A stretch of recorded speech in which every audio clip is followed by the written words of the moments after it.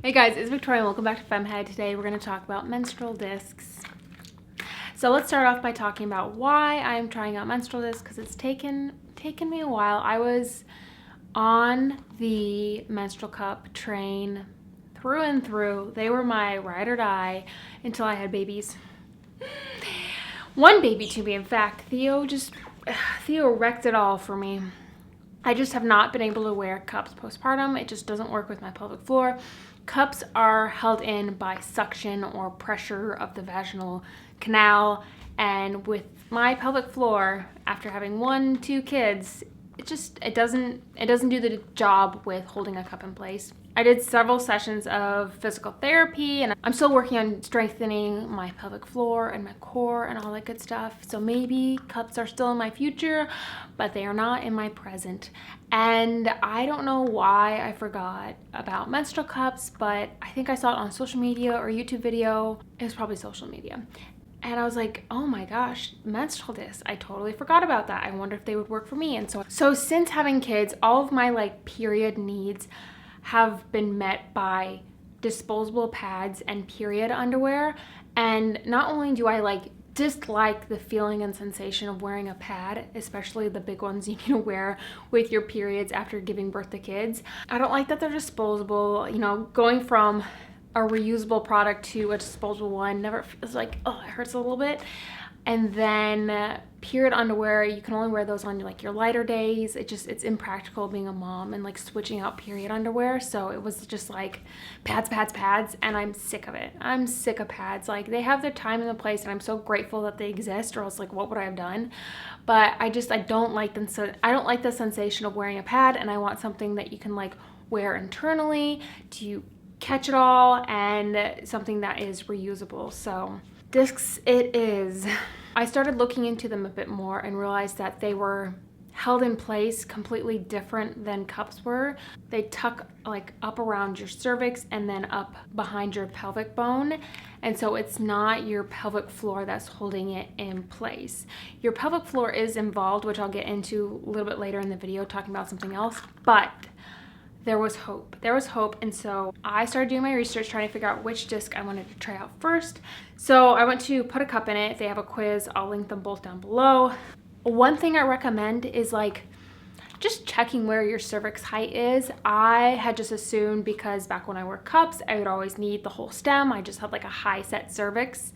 So I just assumed I had a high cervix. That's the answers I filled in for the quiz, and they recommended, and going off of videos that they'd made comparing discs, I went with the Luma cup in size large, or the high cervix. They come with a little tail. I trimmed them off, which I'll get into. So I got this one. She's big. Tested it out. I could not get it to stay in place, and I was just confused. Because of how I said, there's really good videos about they have models and they show how it sits behind your cervix and up behind your pubic bone, which I will try to just link relevant videos down below to help you make the decision. But I could not get this to tuck up and stay in place behind my pubic bone. And so I gave this 2 cycles, and then I was like, okay, right, I just don't think this is the right size. I need to try out a different size, a different cup. So I went back to the quiz. I switched my answers for the height of my cervix, because apparently this just wasn't working. And what I got recommended this time was the Luma size medium and the Cora disc. Comparing the two, this is the large Luma disc and this is the medium Luma disc. And for comparison, it's a noticeable, I think, size difference between the two. And then the Cora and the Luma are quite similar in size. The Cora is just a little bit wider. I was intrigued by this little I call it a pocket, little finger pocket. This one also comes with a tail. Cut it off. So these were the next 2 ones that I just tried out this past period. And so I was like, okay, I feel like I've gathered enough information. I can make my first menstrual disc video. I'm sure I'll make plenty more, because I love talking about period products, and just very hopeful with these. Okay, let's start with inserting a disc. Well, the thing that helped me most with trying to figure out how to insert it is nice thing, a lot of the discs are just round, so it doesn't matter which way you put it in. So you just want to pinch it like this. You can the bottom just kind of folds up like this. So you pinch it like this, and then you insert it like this. And so the most helpful thing for me was inserting it towards my tailbone and then just trying to like scoop the bottom of my vagina to like catch up behind the cervix. So my little cervix would sit in there. This is my cervix, by the way. Would sit in here to catch everything coming out. And then, so that's the first goal, is to scoop the cervix. And then once that doesn't go anymore this way, then I find my thumb actually works really well. Yeah, I'm trying to think of how I do it now. My thumb or like my middle finger, and then you want to take the front lip of the cup. Like you have to put your fingers inside of you, like get over it.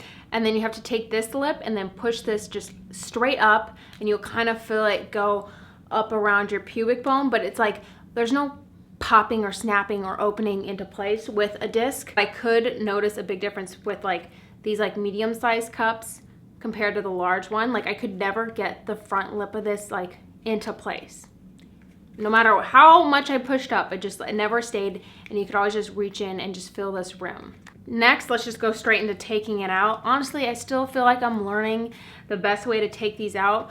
Menstrual discs are described as blood drawers, and it's a very fitting nickname because cups sit in you like this, okay? And then you pull them out like this, voila, and you can take it out like a little nice shot glass of blood.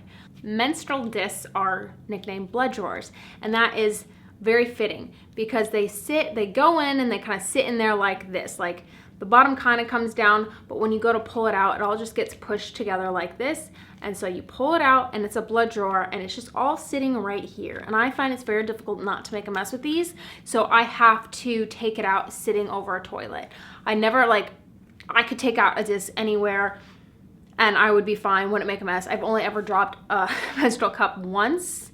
Was messy, but I only ever did that once. This one, every single time, I've dumped an entire thing of blood, like trying to take it out like this and then just emptying it into the palm of my hand. Did that one time, fun. So still learning the best way to do this and not like just dump it all out into my hand. But you're supposed to be able to get it like this from underneath. But I find that like it's hard to get a grip like that. That's what like this little pocket is for. That really helps. But I had to cut the tail off because it was just rubbing, it was uncomfortable, and I just didn't like, it was just really irritating. So I find that with the Lumidisc, it's harder to get it from underneath. And I almost like, it's easier for me to go over the top and pull from here. But when you're going like this, like you're dumping her. This one is nice. The Core Disc is nice because it's got this little like finger pocket to help pull it out. But I don't know if it's what happens, but she always just shifts inside of me. And so when I'm reaching in, I'm feeling right here and there's nothing to grab on here. But if I kind of like move my finger side to side, I can find the little pocket and then kind of pull that and pull that forward. And I find that like pulling it from down here helps not make a mess, but I'm learning. So just do it over a toilet or in the shower and it's fun. What is cool with menstrual discs and will help with emptying them is learning how to auto dump. You use your pelvic floor muscles and you're able to, with your pelvic floor muscles, kind of like pop, like squeeze, kegel the front out of place from out of the pubic bone. And so while it's inside of you, it tips forward and auto dumps into the toilet. And then when you're going to take it out, it's already there, okay? And it's not full of blood to dump everywhere. So it makes it a lot easier to remove, take care of, and put back in. So figure out auto dumping. But the thing with auto dumping is, like I said, it's controlled by your pelvic floor muscles, which if you don't have A+ stellar pelvic floor muscles, they can just do their thing at the wrong time. So like if you're squatting down to like pick up a kid, but those times when you need to like, I don't know if anyone else has it, but you have to like remind yourself to engage your pelvic floor muscles or to like just be mindful of them.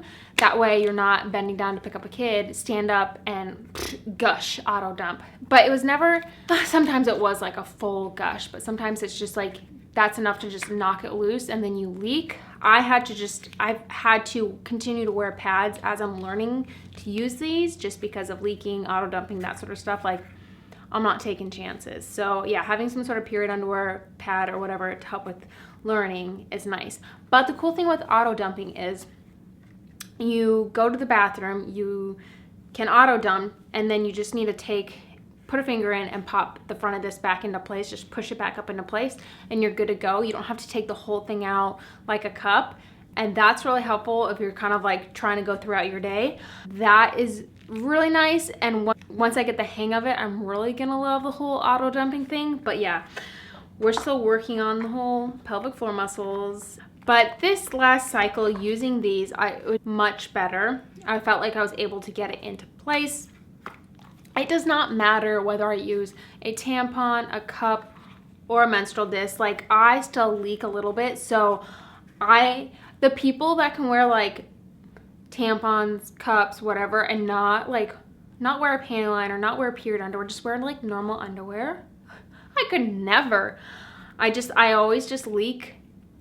And so I have to have some layer of protection, and that's why I love period underwear. I don't know where I was going with that. Being mindful of my pelvic floor muscles when I'm doing things like squatting, picking up, those sort of like movements, that helps with the auto dumping when I don't want it. Making sure that like when I do go to the bathroom, I am just emptying it, and then, or even if I'm not like, oh, I'm gonna try to like auto dump it right now, if I'm just going and peeing real quick, taking the 2 seconds to just push it back up, you go back out and go on with your day. And I find that those two things are helpful with like the leaking and the auto dumping, and also, yeah, just finding the right size. Sometimes if you have a disc that's too small, you have problems with leaking. So I'm in the testing out phase, and I love it. I love having a new to me period product to test out.